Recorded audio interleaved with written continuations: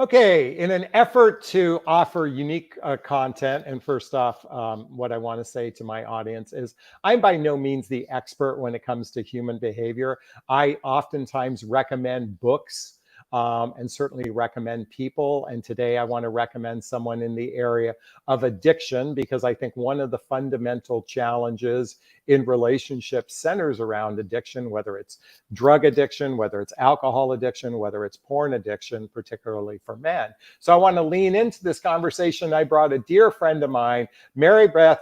Actually, I just realized I don't know how to pronounce your last name. Schrudder. Yeah, you don't Schrudder. call me by my last name. So No, I don't. I like so.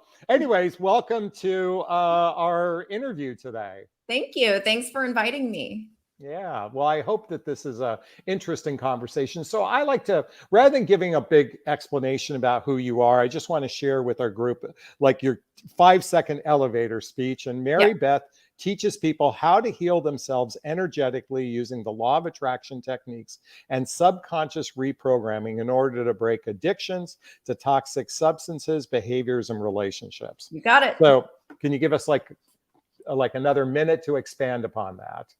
So basically, I was addicted myself to alcohol and toxic relationships.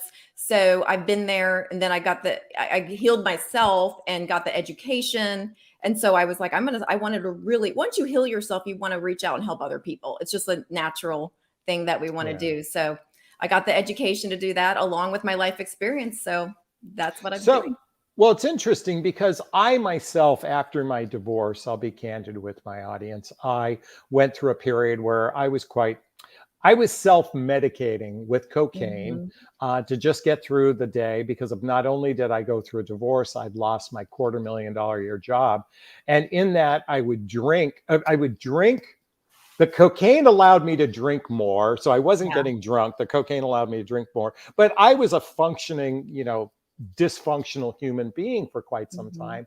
And quite frankly, dating was the other drug of choice. In other words, internet dating was my drug of choice to connect with people. And I suspect I'm not alone with that. So first off, let's talk about that for a second, particularly men who use drugs and alcohol, for example, and who are actively in the dating marketplace. I'd like to hear your thoughts on that. Well, men are more vulnerable usually, especially after a divorce. Like you said, that's when you're started. And by the way, I was very functional too. I was running 2 businesses. I really didn't even know I had an addiction until I started learning about addiction. And I think that's the case for most people. But yeah, men are more vulnerable for a lot of reasons. After divorce, especially because men don't tend to, well, you've got toxic masculinity, of course, where we're men, there's that society has a construct where men aren't allowed to show feelings or, they stuff them down. And, if you, after you get divorced, you don't have your spouse. Usually your spouse is that one person you can talk to. And because men don't necessarily talk to other men like women would connect. Like we almost use our girlfriends as therapists, but you guys don't have that. So that's what makes you more vulnerable, especially after divorce, because you don't have your spouse anymore. So you want to numb those feelings. I want to jump in for a second because for those who follow my channel know I lost a child 5 years ago. And I bring this up because right after my son passed away, 2 of my dearest friends and I went out to dinner. It was my birthday, actually, the year after. And during that dinner was the first time we ever, and I've known these guys for 30 years, ever discussed deep emotions, particularly because of the trigger of losing my son. And I thought to myself, I never really have had real deep connections with men in my life, throughout my life. Now, let me just say this. All that drug and alcohol use that I had in my early stage of dating, women were my de facto therapist, talking on the dating apps, talking on the dating sites, emailing, that sort of thing. This was before apps, I should say. This was the dating site. So women became my de facto therapist during that time. And I see this as a habitual pattern. And I'd like to hear your thoughts on that as well.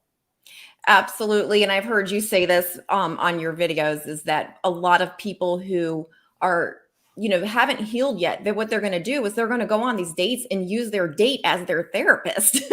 And that should be a red flag for both sides, not only women, but also for men. Like if you're talking, if you're on a date, especially a first date, and they're telling you all of their trauma and drama, and you could tell they haven't healed yet. They're calling their ex crazy. They don't have Yeah. compassion for their ex.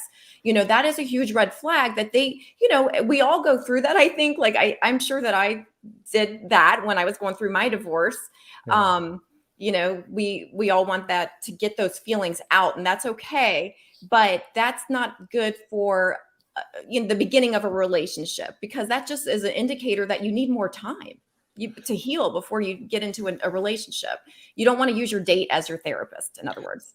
But I think this is happening on a subconscious level. I mean, I don't think men are intentionally doing this. I think Absolutely what not. Yeah. men appreciate is female energy because we're so reluctant to talk to our male friends. So this is one of the, like I say, one of the major challenges with dating. It's not an online dating issue, although online dating gives us access to people, A lot oftentimes, more and access. access to a plethora of people. But we were talking about, for example, just before we got started, we were talking about how to recognize people with addictions like Mhm. alcohol, drugs, or maybe, and I definitely want to lean into porn addiction in a moment. Okay. So you were sharing with me a couple ways to kind of evaluate someone in those early stages of dating. Can you lean into that? Well, just really, it's a lot of it's just paying attention. Like let's talk about alcohol. Yeah, I'm going to go ahead and say this challenge to anyone listening, whether it's a female or a male: yeah. challenge yourself to stay sober on a first date, because you're going to I know it's hard because we Well, all want. I'm going to share why I laughed in a moment. Okay. It's tough to do, like, because like I drank alcohol for 30 years. Yeah, And so going on a date was one of my biggest challenges, because we all have, like, one of the huge reasons to drink, right, is social anxiety. yeah. And it's nice to relax and feel uninhibited on a date, and it just takes practice. But I would just say, like, go ahead and try it. Just try it once. Try to go on a date sober, and you're going to really notice, like, there's good.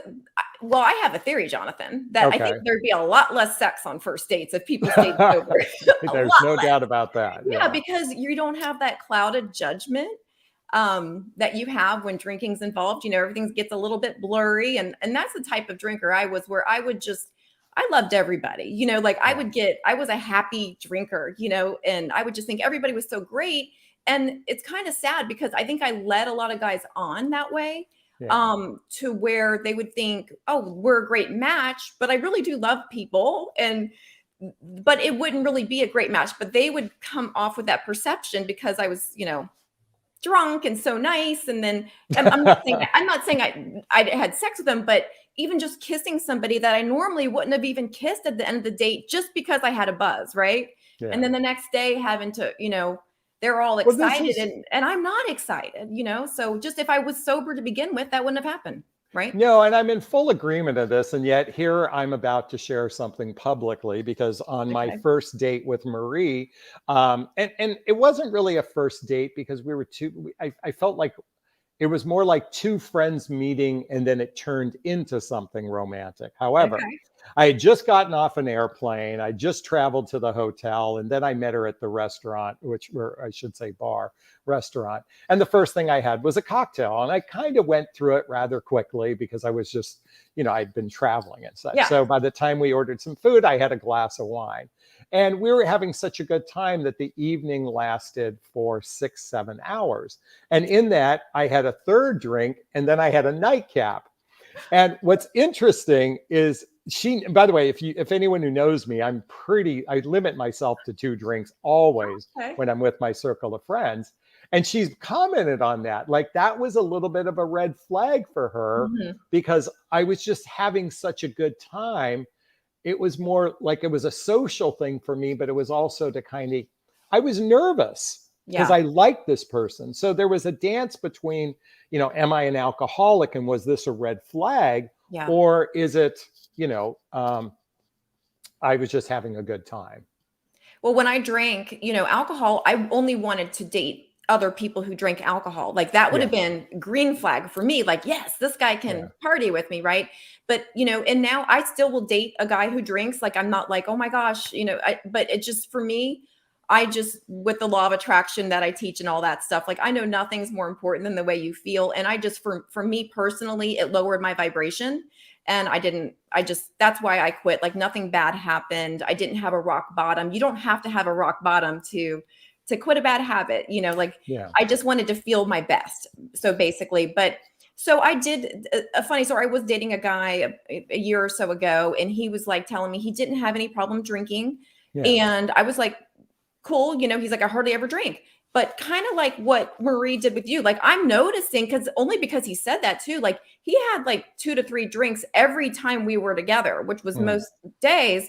And I'm like, well, and then he would say like, oh, I hate beer, but we were at a place that only a brewery. I couldn't remember the Okay. name of it. And Sure. he was like, I hate beer as he's ordering beer. And I'm like, okay, so you're sure you don't? So I just think sometimes, I don't know that he was lying. I just think he wasn't self-aware enough to realize Yeah. like if you need 3 drinks every time you go out, maybe you do have a little bit of a habit that's bordering on addiction. But that was over 3 months period where I didn't see him not have at least 3 drinks every time I was with him. Let me ask you something. So, our topic is called 99% of men Yeah. won't love you if they do this. And what we're talking about is having addiction. And while that's kind of an obvious statement, I'm curious, has there been any studies to determine how many people, particularly in the single marketplace, have a drug, alcohol, or porn addiction? And I'm just throwing out there if there is any statistics. You know what? I've seen several statistics, but Okay. they're all over the place. So Okay. I would talk to you more about personal experience and just in society, like it is glorified, right? Alcohol is glorified. You're actually the weirdo if you don't drink, right? You're not. Yeah.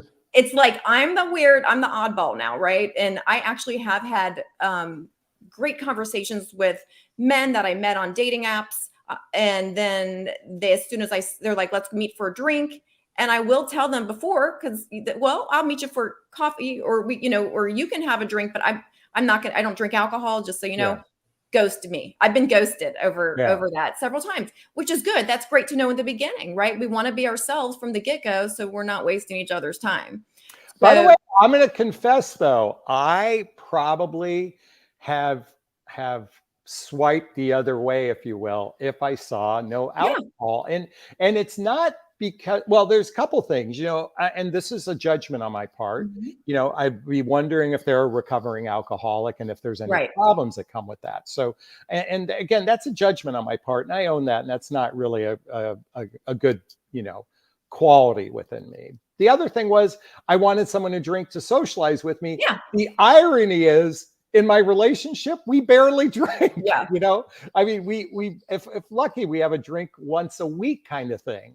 So there's this kind of duality going on. There's the judgment someone might have an addiction. And by the way, Mhm. women can think the same about men. This I isn't used to singular think to, that. I wouldn't yeah, date a guy who didn't drink at all. And I didn't drink a huge amount. I'm 5 foot tall. I'm a tiny yeah, person. It didn't take much for me to get a nice buzz. So, yeah, that's another thing. Like I could get drunk off of 2 drinks, and that's your limit. I'm like hammered off of 2 drinks. So yeah, I think, just to sort out in case anybody has this idea of how much I drank, it's just we all have a different tolerance level. And it's actually, and I'm not saying like alcohol is bad for everyone. It's an individual decision we need to make on our own. And the definition of addiction is actually if it's having a negative effect on your life. I mean, Jonathan, the way you're talking, doesn't sound like it's not having a negative effect. Maybe in the past when you were going through well, yeah, divorce. no, significantly. And I'd be candid with you, and I say this to my audience. I was a walking train wreck. I was a Yeah. functional, you know, um, drug and alcohol addict not addict to the extent of dependency. Well, I was dependent because I was miserable. When I healed the miserable part, I was no longer dependent upon drugs and alcohol to get through the day. Mhm. Um, so, so I want to share with you a client of mine who had met a man. Actually, their first date was a picnic. Oh, this was during COVID. Okay. And they had a really great time. And the second time was a picnic. And the third time came to his home. They had a couple drinks. It wasn't a big deal. They began a relationship with each other. And it turns out, and I don't know if this was predicated on COVID, however, this is a man that had a very intense professional life. And then he would drink basically till he passed out in the evening. And Oh, that's a wow. little exaggeration. How could she have predicted that sooner rather than later? What are your thoughts on that? Well, it's tricky because people are really good at hiding it. I definitely would like I would have a glass of wine usually while I was getting ready before I go out on a date. I didn't like Okay. share that with people. You Okay. can hide it so well. That guy that I mentioned earlier, he came over one time with like a water bottle, but I could smell it was vodka. He Oh, okay. In yeah, a water so bottle. I Okay. mean, people are only gonna let you know what they want you to know. Like Yeah. if they don't want you to know how much you just kind of find out the hard way usually, to be honest with you, because alcoholics, I mean, people who are true alcoholics, you're not going to see it at, I have so many examples of clients and friends who even married someone and didn't see it until too late, like they're already deep in this relationship or in a marriage. And they're, the next thing I know, they're drinking, 2 bottles of wine every night. The big ones, Yeah. what are those called? The magnums. Okay. That's a lot. That's a lot. I would die. Like I'd be So dead. what would you do if you're a man or woman and you're in relationship with someone who is effectively a functioning alcoholic Yeah. or drug use and again, I want to talk about porn in a minute too. Okay. Um, how would you address that? Well, nobody ever is going to change unless they want to change. Yeah. So, of course, you have to bring it up, and your delivery can't be accusatory Yeah. or negative or condescending, because what does that do to people? It shuts them down, and they're going to get straight into defense mode. They are not going to hear you. Yeah. So, it has to be a good, more of from a place of concern, um, and like an adult discussion, no nagging. Either way, it's just has to really be from a place of concern. You bring it up, they're probably going to deny it. Yeah. Denial is one of the denial is one of the signs, by the way. Yeah. We always say no, and we all think we are better and funnier and all those things when we drink, and it's Yeah. I Well, do you tell think, I people that mean, they drive better. so one of the things I talk about frequently is self love. And when I talk Mhm. about self love, I'm talking about self respect, self esteem, self confidence, self reliance. You know, if I saw someone, and it's difficult for me to judge, but if I felt that there was a misalignment in our way of a misalignment when it came to drugs, alcohol, or, we'll Mhm. talk about porn as well. Um, that's grounds for a breakup in my world. That's In my world too self-respect. these days, and, Yeah. but these days, well, that's because you and I have both done a lot of personal development and self work. Like we have done a lot of growing and healing, and a lot of people haven't. So I used to tolerate a lot more than I would tolerate now. My standards are higher, and Okay. now I understand about like we have to have a similar lifestyle. We have to both be open. We have to have the same values. Yeah. We have to have this. We have the expectations that we didn't used to have, because we understand in the long run things just simply aren't going to be in alignment, like you said. We have to have similar lifestyles. And I think that's a deal breaker for a lot of people. If one of them likes to party and stay out till 2 a.m. and then you're a homebody, like that's not going to work. It's Yeah. just like temporarily when you're in the beginning and you're in that limerence phase and you got that chemical haze, Yeah. right? Yeah. Sure. You're going to be like, oh, we can make it work and it's okay. But then that Yeah. wears Because off. magic fairy dust always works. That's right. So yeah, I mean, and we can trick ourselves, when the hormones are racing, and think that it's something that we could tolerate. But at the end of the day, it's going to show up later when you Yeah. have different values and lifestyles. It just will. Okay, so let's jump into another topic because my audience is women. We like to Yeah. talk about men. Let's talk about porn addiction because Okay. I have a feeling that is a significant problem for a significant number of men. And I do believe that bleeds into a healthy sexual relationship with a partner. So I'd Mhm. love to hear your thoughts on porn addiction, particularly with men. Well, I have a lot of thoughts on this. I do have clients who are sex addicts. That's one of the things I work with. And they're very open and about it. And it is a huge addiction. And it does mess up with if it's an addiction. Now, Yeah. let's say you're with a partner and she's into it as much as you are, then that's not negatively affecting your relationship. No one's judging. By the way, no, Jonathan and I aren't judging anyone who's into porn. Like, Hey, Marie and I watch porn once, since we've been together. We're all like, oh, right, let's see. And we're like, it, nah, this isn't for us. okay, yeah, and that's my point. If it's having a negative effect on your relationship, that's when we call it an addiction. If it's not, it's something else. It's just a hobby. I don't know if it's a hobby is the right word, but yeah. So basically, if it does mess up intimacy, because if you're not present when you're always like, you know watching porn or fantasizing or Yeah. thinking about other women, or ladies, if you're having like emotional affairs, like, I'm not talking about physical, I'm talking about if you're fantasizing about other men, you're not being present for your man. And men, when they're fantasizing about other women, they're not there for their relationship. It messes up the intimacy. So it By the just way, does. someone just posted a comment. Mhm. I'm going to, because this was really good. Can you see it, Mary Beth? Do you consider porn and sex addiction two sides of the same coin? I definitely think they're related, and one can lead to another.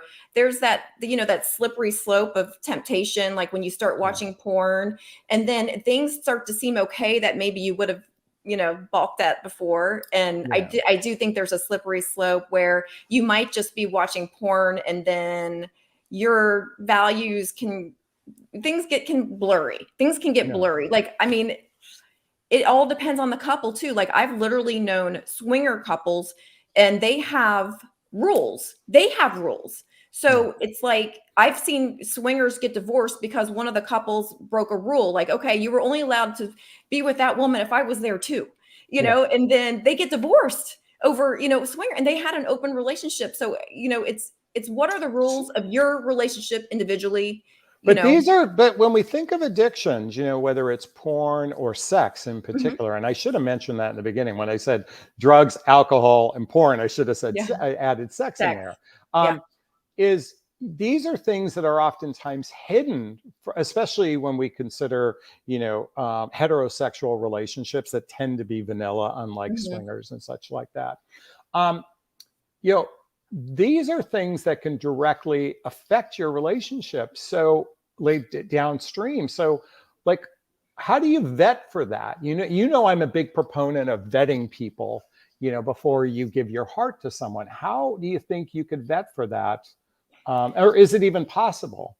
I mean, it's possible to ask all the right questions, but what we can get fooled sometimes, right? Yeah. Since I'm huge on energy, I'm all about, you know, go by the way you feel. Your intuition will tell you a lot. I've definitely screwed myself over by not listening to my intuition. Yeah. And every time it's been right, every time. And then you could like someone and just be really, sometimes when you have that, tell me if you agree with this, Jonathan, if you have that What's it? really strong chemical, attraction to someone, sometimes that could be a red flag because it's a familiar thing, like, that toxic, feeling is, you could have really So strong chemistry and that doesn't necessarily mean this is the one. It could actually be a warning because we are attracted to what is familiar. yeah. So if we're familiar to more toxic type relationships, we're going to be turned on by that person who might be more toxic for us. Yeah, and I think when we talk about this particular toxic, it's not that someone is behaving badly towards you; it's that you choose people that aren't really aligned for yourself. Correct. Yeah. I love Marianne Williamson, and Mhm. I'm sure you know Marianne Mhm. Williamson. In her book "Return to Love," I Mhm. was listening to the audio portion of the book, and there's a segment where she talks about that the love bombing phase of a relationship, Yeah. that lust or limerence phase. And she turns to his audience and says, if you have strong chemistry, such strong, sexual chemistry with someone on a first date, what's the first thing you should do? And her entire audience is silent for about 2 seconds. And then they all scream at the same time, pray.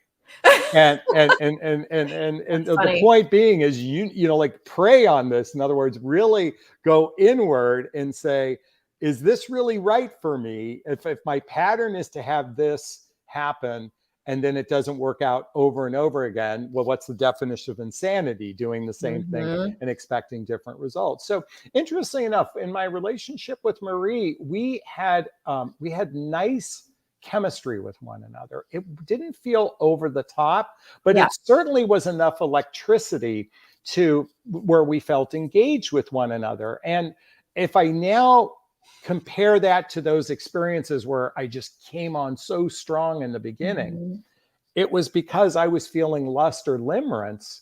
Exactly.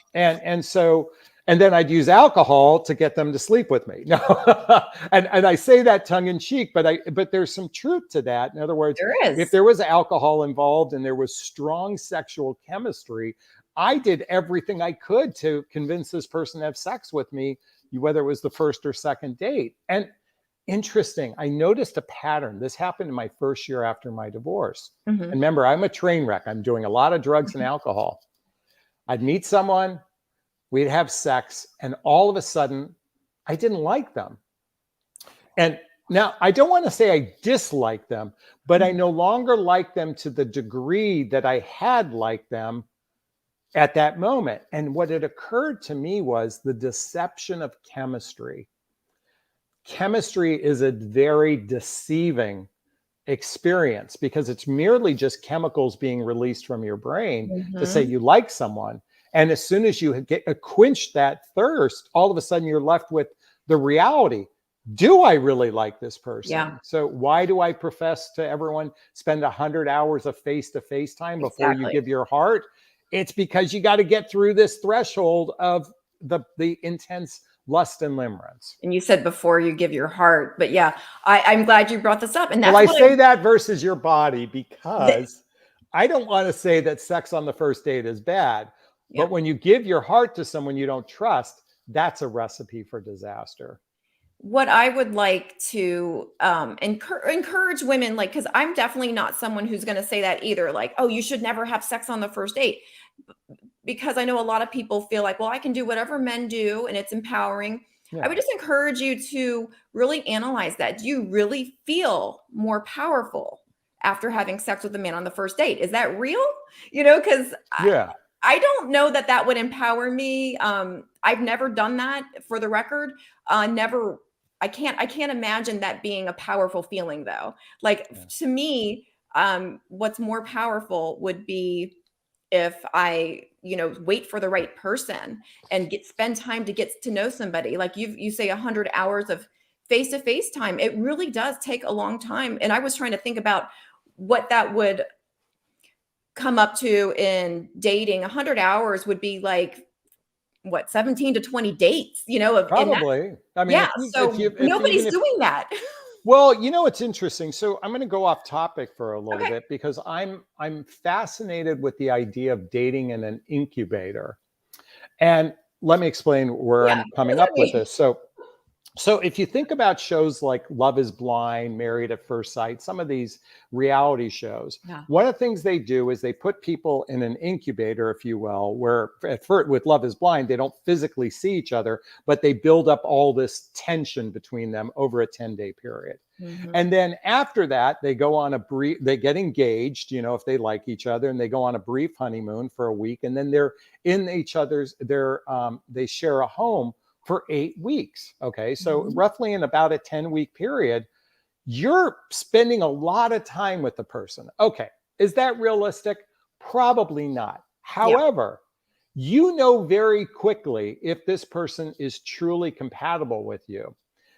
The reality is our dating practice is such a long, drawn out process that you could be with someone for years and never know who they really are. You're just getting Absolutely. the ambassador of this person's best self when you don't live with each other.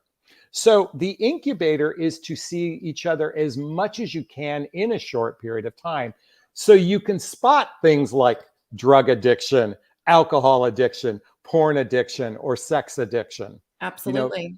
it's hard to spot those things when it's on the peripheral, meaning Mhm. you occasionally spend time with one another. Yeah. Um, I didn't really ask a question, but your thoughts on that? No, you're right, like, and I love those shows, by the way. I especially Love Is Blind, that one is so Yeah. fascinating to me, and we watch that stuff for research, right? We have to watch Yeah. it. Yeah. But Exactly. it's so fantastic, and, a lot of times it does work out. Like, I just watched the latest one actually, and, you see these couples and they have the chemistry, and they don't have to question, was it based on only physical attraction? That Love Is Blind is such a great show. Well, I think, well, I've got a couple thoughts on this, and it's Okay. interesting because the last season was successful, meaning they had 3 marriages Yeah. out of 5. By the way, before I give my thoughts on Love Is Blind, folks, if you're watching the live stream right now and you have a question for either one of us, write the word question, then post the question there after. Or you could purchase a super sticker, super chat. All the monies from the super stickers, super chats go to a scholarship fund in the name of my son, Connor Asley. That's my son who passed away a few years ago. There's a picture of him right there behind me. In his honor, I donate to causes like the Hoffman Process Insight Institute. And actually, I'm also going to be donating to a cause for children in Colombia who have terminal disease and they're abandoned by their parents. So just a little FYI. So if you have a question, write the word question so we can start taking questions now. So Love Is Blind. Here's the thing.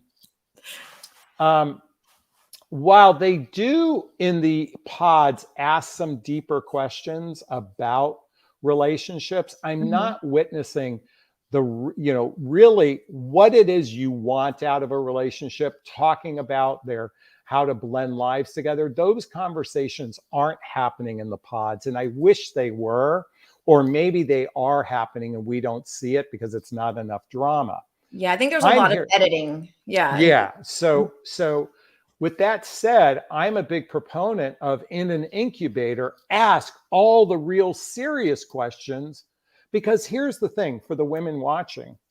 Men who have a long-term mating strategy have no problem with serious questions. It's absolutely. only the men who have a short-term mating strategy, men who have drug, alcohol, porn, or sex addiction.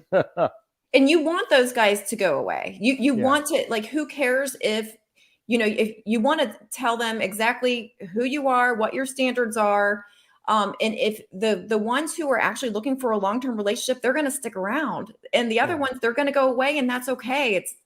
It's not personal, that's a gift. Yeah, exactly, exactly. So let's go back to porn addiction, because Okay. I know a lot of women experience this. How does a woman deal with that? I mean, how does a woman address that with a man? Especially when he's probably going to get defensive and deny Right. it. It is tricky because yeah, a lot of times they're just caught, right? They're not like announcing, "I'm watching Yeah, porn every day." Really, it's just kind of like we were saying before, is like any other addiction, you don't want to shame yeah, you don't want to shame the person, whether it's the male or female who's watching the porn, and both yeah, do.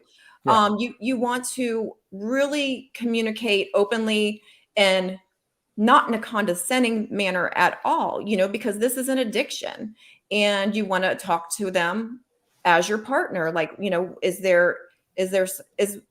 like, what can I do? Like, because maybe there's a reason. They're like, a lot of times when we're married with children, we ignore our husband sometimes. Other Yeah. things become more important. We got to admit that. So maybe they're feeling neglected and unappreciated, and it's their way of numbing out, and then it can change. Like, you can change things So you around. just brought up something that I didn't actually contemplate. So in those cases where there are married couples, Mhm. when there isn't a healthy sex life happening, men oftentimes resort Mhm. to Fantasy world. porn, fantasy world, which, Yeah. again, there's nothing wrong with that. At the same time, though, that can turn into an addiction Yeah. when it just started off somewhat innocently. Exactly. Like, Um, maybe that same couple started out watching porn together, but then and it's like a bad habit that gets out of control. So there's something I just occurred to me that isn't porn per se, but I think Mhm. it borders on it, is people that have Instagram accounts and that they have a plethora of, scantily dressed, partner, whether it's a Yeah. man or a woman, I don't care who's scantily dressed. But in other words, their Instagram is just filled with the opposite sex, where it's just bathing Yeah. suits and that sort of thing. Um, I suspect that's just as equally, that's not porn addiction, but I do believe there's probably some addictive quality to having the Absolutely. belief that you have access to all of these people. Have you ever addressed that before? Yeah, and I've had female clients who have complained about that exact thing because it's hurtful. Let's admit it. And sometimes men, honestly, ladies, you have to.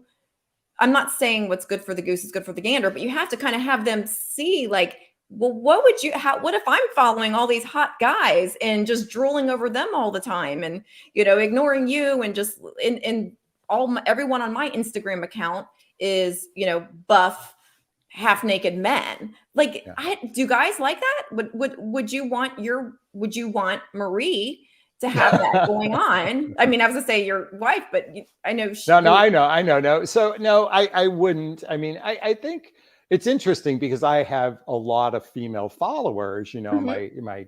whether it's my YouTube channel or You have to. whatnot. It's your job. Yeah. Yeah, but I'm not following, women in bathing suits kind of thing. And if she Yeah. did the same, I Different. certainly would have a problem with that. I do believe that our relationship has been built on so much trust that if there was a backstory to it, I'm sure she'd have a good explanation for it. Mhm. Really quickly, someone just posted a comment that I want to Mhm. address. So, Okay. Mary Beth, Carrie says, "Dear John, you're not saying sex on a first date is bad, but it is if you are getting emotionally involved. I prefer you stick to your truth, get to know them before the penis goes inside the vagina." So, I want to address something. Yeah. I'm not here to say, Judge. judge, if someone has sex on the first, I've known couples who have Yeah. had sex on the first date and they went on to And get they made married. it. Yeah, Okay. there's always So exceptions.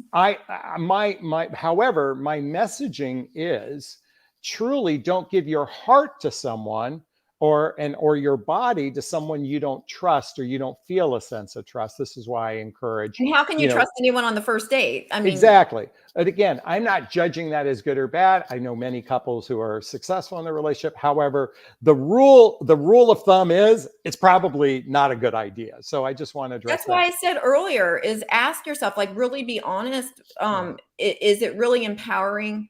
Like, really analyze, like, what's the real reason you're doing it? It's because I think, why lead with sex? Why not get to know somebody? Yeah. If Okay, they're, we've if got they're going to another stick question. around. Go ahead. Melanie writes, question, what is a good vetting question if either have an objectification issue? Interesting. So Um, objectifying. so to determine so I think if I understand the question, you tell me if your interpretation, Yeah. how to spot a person who would objectify another person. Is that Okay. okay? Um, well, I know personally, I've been out on dates Yeah. where, like, how he interacts with the waitress, how he interacts with everybody, I've literally been on dates where first dates where the guy's like checking out, women walking by up and down, looking like very obviously to me, that's objectifying them. That's disrespecting me as well because I'm your date and here you are like drooling over other women. And that's just not someone that I feel like is respectful of Well, me but or the okay. women they're drooling over. Okay. So, and I'm guilty of staring at I mean, a lot of attractive men are. women. Okay. So let me just Just say try to this. hide it And better, yeah. Jonathan. Well, Marie and I will see. Even I'll say, look at that gorgeous guy. I mean, or like we Yeah. talk about it when we watch TV or whatnot, and I do the same. Now we have built trust with one another, and she recognizes that's not an objectification. Mhm. I think there is certainly languaging that can be criticized, not predatory, but somewhat, it's one thing to look at someone who's attractive. It's another if it's a habitual thing. I think Yeah. that's where I see a difference. And by the way, men get objectified by women based on their bank account, if you will. So, it's not like it isn't a one-sided type of Right. It's about thing that how are you happens out making there. the other person feel though. And Yeah. like you just brought up, you had time to establish trust with each other. But on a Yeah. first date, like that guy's not getting a second date with me. I'm sorry. Like I Yeah. already feel uncomfortable and it's just not to me, I have higher standards. We'll just put it that Okay. way.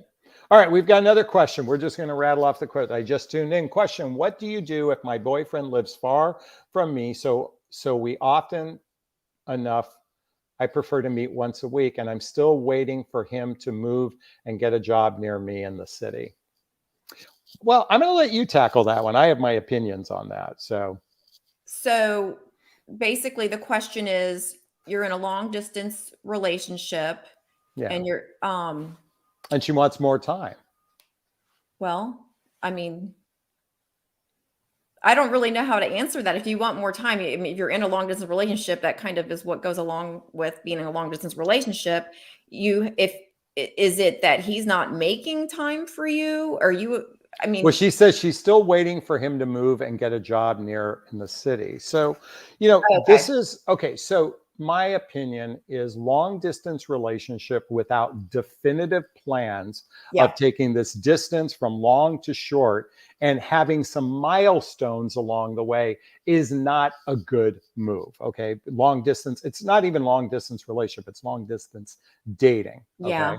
And I'll use Marie and I an example. I was very hesitant to even engage in a relationship with her because of the distance. And when we did meet and we agreed to explore, we began a plan. So by the time we were 45 days in, we had already established, we had seen each other multiple times hmm, during that period of time, and we established what this would look like. And right, sure enough, a month later, we agreed that we would move in together, which was 5 months afterwards. Now, for a lot of people, that might be aggressive. I would say that.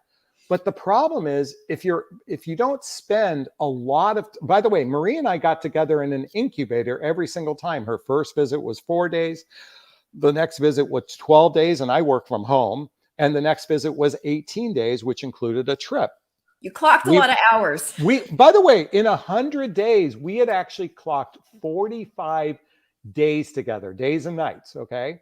Yeah. That's more than most people do in 6 months of dating. Yeah, exactly. I know people who will like go out, 2 to 4 times a month for a Yeah. few hours, I and that's don't dating. believe I don't believe we truly get to know a person through a long drawn out process. So, if this Mhm. is a person, I would say then what I would do is find a way where you could spend a lot of time together in a short period of time.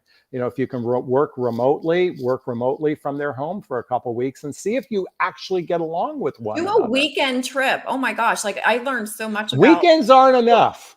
yeah, but I've gone on weekend trips with Well, a you can't. boyfriend when it ended the relationship. Yeah, no. But I mean, I'm saying, I think 10-day trips, and I know I'm Yeah, sounding rather aggressive, is because, on a weekend, we can always show up as the ambassador of our best selves. the A week representative, to, yeah. yeah, represent, what does Chris Rock say? But I'm saying 10 days, you're going to see who this person is. Okay, Mhm. let's keep going here. We have Charlene that wrote, question: why do men send nudes to you? We were never intimate. We met via Twitter 6 years ago. He was nice, I thought, but he started to do all of this a sudden. 'Cause he was horny. Yeah. I mean, you know what? I hate He it. wants That's you the to send one obvious back. answer. It's like, look. He wants you to send a nude back. That's usually what he's trying to get something going there. So I don't know if you saw recently, I came across a video by Esther Perel, and I there was love an her. article in 2001, I believe, in the middle of COVID, talking about artificial intimacy. Okay. And basically, these days, through our devices, people are connecting. There's almost an addiction to the dopamine hit of that good morning text and that mid morning text and that late morning text and that It's an lunch text addiction. and It's then yeah, validation addiction. yeah. And so people are creating what's known as artificial intimacy, and it's always the same conversation. How's your day going? Did you have a good day? I hope you had a good day. And then Mhm, all the flirting. mhm. There's no real there's no real concrete conversations going on. So coming back to the nude pictures, this is a 6-year Twitter relationship. I Yeah. highly doubt they've met. So why did he do it? He was horny. Yeah. So what? I mean, yeah, just if you don't want to reciprocate, I mean, I would just let them know, like, hey, I'm That was looking, not cool. yeah, I'm not looking for this. Isn't what I'm looking for. I'm looking for something else. Okay, Carrie gave us a $5 or £5 super sticker. I just want to give her some props. Thanks so much. She goes on to ask a question, says, love is blind. Please ask Mary what questions she would ask. Okay, great. If you were in the Love is Blind incubator, if you were in the pods, what questions, Mary Beth, would you be asking? I would ask everything about lifestyle, like, because, like, let's say that because I would like to live by an ocean, and that Okay. is my future plan. So I would need to know, like, is he willing to do that? What if he wants to live in the mountains, right? It's not going to work out. Like, if Yeah. you start asking lifestyle questions, if, like about drinking, I would ask things like that, but that's just me. Anything Yeah. that you value, you want to make sure that they have the same type of values. If you want to be with your family every Sunday, that's your tradition. Every Sunday, we're going to go and have dinner with my family. And he's like, that's not your man. So ask questions about your values, lifestyle, what expectations do you have? Like, I don't know how old you are, but if you want kids and he doesn't want kids, that's not in alignment. So Yeah. anything that's really important to you. Okay, so I have 3 pets. I get it. Like, not all guys are about pets, right? I got 2 cats and a dog. So Okay. I have to work. That's, well, number one, are they allergic? I've met some fantastic men, but they're allergic to cats. So it's a non-negotiable for me. Yeah. And for them too, like the deal breaker for them. And I have a dog, and then it's like, I got to make sure that I have an animal lover, because they're not going to like me. Yeah, I think we take a lot of things for granted. There's a lot of assumptions that if we love each other, everything will magically align. And the reality Mhm. is you know, I actually like the slogan that eHarmony used to have on their commercials. It's when you take compatibility and ignite it with chemistry, you have a greater chance for success. And Oh, yeah, compatibility means alignment. Um, that's good. we operate, most Americans operate, well, if we have this great chemistry, we will squeeze into whatever box this person is, and we expect them to Yeah. squeeze into whatever box we're in. And that's kind of a fallacy, and that's something I profess daily. So let's keep going. We have a question from SS that says, a year and a half in person once or twice a month, when went from dating to not looking for a relationship, but wants to be friends for life and sees what happens, has younger kids, end it. End it. That's my vote. Do you remember that video I sent you this morning about 2 people that want to, or Yes, it was, that's exactly it. all Like, right, that's do you perfect. mind sharing that with our audience, the back and forth? Do you remember it? Oh Oh, gosh, not okay. verbatim, but Okay, yeah. well, the way it worked out was this couple broke up, and the woman says, "I'd like to still be friends, so you can continually validate me, Mhm. throughout the day. And whenever I have a problem, I can reach out to you. And whenever I feel lonely, I can have you take me Because I'm out to dinner, or whatever." infatuated with Yeah, you. yeah. But I don't want to be in a relationship with you. And then it was the guy was, I want to remain friends, so I can basically, I don't mind being in the friend zone because I will stick around hoping you will change your mind and Mhm. have sex with me. Okay, Mhm. that's the gist of it. Mhm. Um, this kind of reminds me of that, when you 2 people who aren't really actively on a incubator basis getting to know one another, this once or twice a month is just a bubble relationship at best. And quite frankly, it's most likely, and then you just want to remain friends, so it's going to turn into a friends with benefits relationship. Most likely this doesn't have the legs to succeed long term. Do you agree? Yeah, and since I'm a law of attraction coach and talk about energy all the time, this is energetically blocking you from someone who could be a much better match. Like, Mm, men, yeah.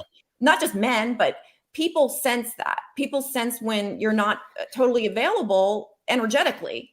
And then another thing about the casual sex thing that something that I want ladies look into this, or and gentlemen, whoever's watching, there's an energy exchange when you have sex with someone.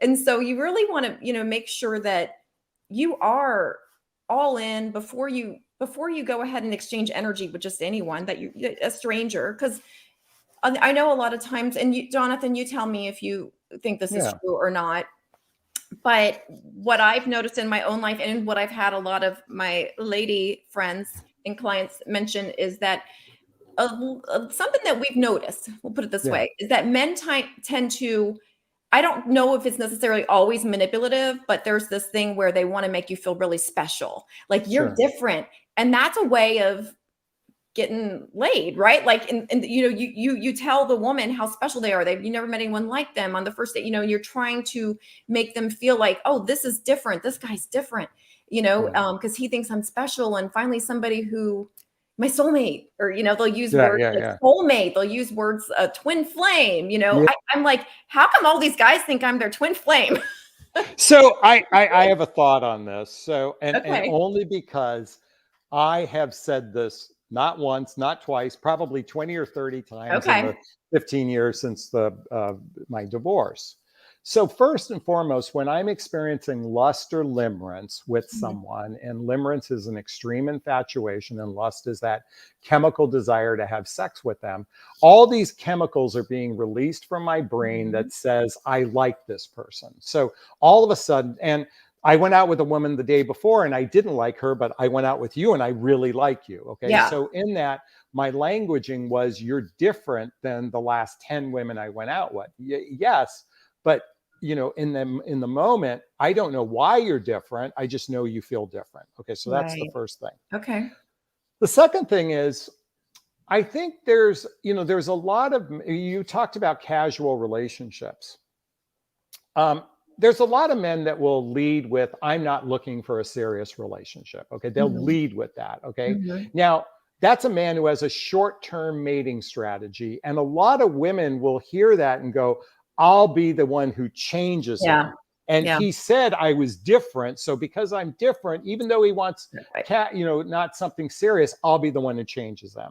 I think women are addicted to that. Here's the really Absolutely. tricky one, Mary Beth. And I'd like to get your take on this, because I Mhm. think this is probably the most confusing phrase women hear. And that is, the man says, I want a relationship.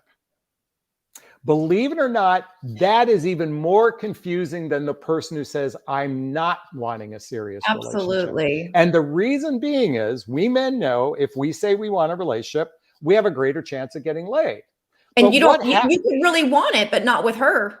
Yeah, exactly. So that's the real question. So Yeah. here's what always happens: the guy dates you, you have sex together, and then all of a sudden he says, I'm not looking for a serious relationship. Well, Yeah. he's out of integrity with what he said. Right. It's really, for whatever reason, I don't like you anymore. So the Yeah. question, when a man says, I want a relationship, this question begs deeper interrogation to the answer. When a man says, I want a relationship, okay, what does that look like for you? What does commitment look like for you? Can you describe how you operate in a relationship? That question alone requires deeper investigation than Yeah. the guy who says, I just want something casual, or I'm not looking for serious. Absolutely. You nailed it. Okay, I had a rant there. Let's keep No, going you on the nailed it. questions here. Crystal writes, question. The man I'm dating for 6 months, we've been talking, okay, for 6 months, we've been talking about the future. We live 40 minutes apart and I've considered moving closer. Is that okay? I What do you mean, think? Would you I do think it? I definitely will. I mean, Jonathan, how long were you and Marie together? You said 5 months before you started talking about moving in Actually, quite closer? frankly, we talked about it. I mean, and this is not, I'm going to say we were on hyperdrive. Yeah. Okay. Now, I'm not endorsing this, but I'm not, suggesting it doesn't work either. First off, because we knew each other for a year in advance, we had Oh already yeah, I built up forgot some that. familiarity. So when we actually met, it was like two friends meeting. That's true. We had done some deep unpacking during those conversations ahead of time. And then we did a deep unpacking when she came to visit me. So after that visit, we were saying, if this is going to work, one of us would have to move. And Yeah. I was I wasn't ready to leave my son. And she had two children who lived here. She had friends who lived here. So it made more sense. And she grew up in Los Angeles.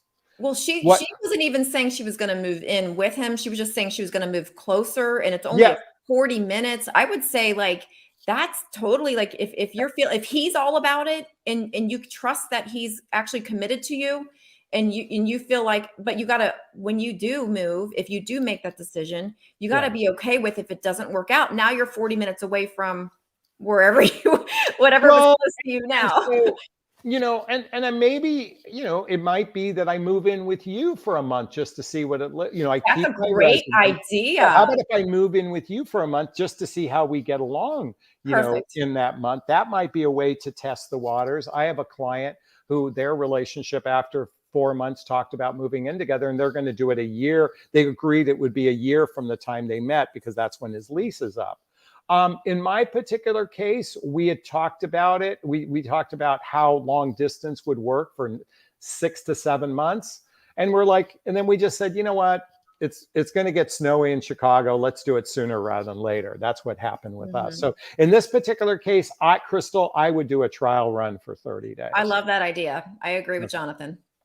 All right, we're going to take a few more questions. We have Sunshine that writes, 4 weeks into dating, live close to each other, both work till 5 p.m. We've had 6 long calls, many texts, met, did 2 dates. Is this on track for long term? Only 2 dates in a month. I mean, I think, like Jonathan said earlier, you wanna schedule more FaceTime, because you really don't get to know somebody on phone calls and texting. Yeah. So definitely get back on track by scheduling more face-to-face time with each other, for sure. Yeah, and I want to just caution you, Sunshine, is artificial intimacy is built through text messaging and phone calls. That's not true. I mean, it's phone calls is better than text messaging. Let me just say that. But text messaging, especially incessant communication, creates this dopamine hit of validation and whatnot that Mary Beth and I talked about earlier. Mhm. And I would just say, be careful of that.